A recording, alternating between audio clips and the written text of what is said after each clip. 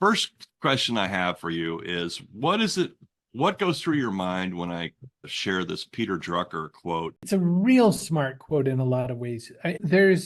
I follow certain little tribes online, and one of the ones I love to watch are these people that want to call themselves entrepreneurs, but they have unintentionally called themselves this because they thought that what that meant is the least possible work, feet on a beach, something, right? And the people that I was most enamored with growing up as business people were the kind of people who could just say the most simple thing and get more business. Could you use a little blank or whatever?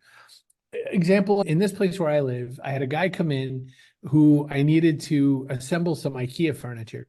And he says, "Oh, noticed your walls are a little scuffed. You probably need some painting done. You want me to paint your walls?"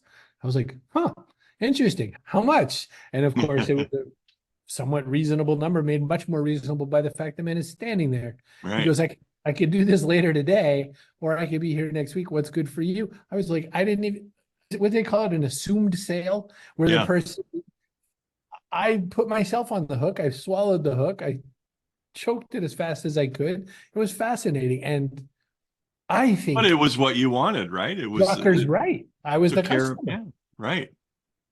That's interesting because you talk about startups like there is a whole, let's say, gaggle of groups who believe that the purpose of business is to fool an investor Uh, or to create an investor, and that the customer just becomes like I'm not a Shark Tank fan or aficionado, but I do occasionally bump across it surfing channels. And some people are looking like they want the investor just to carry them.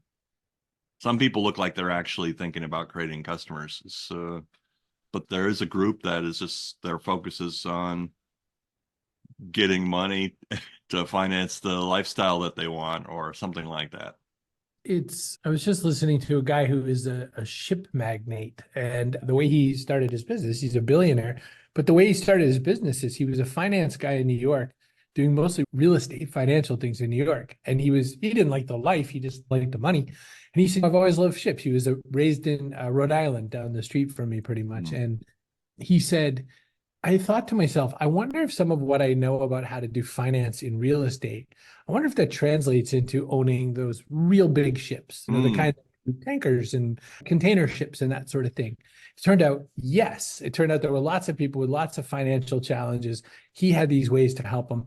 And there's always investors out there looking for some way they can get some money passed around.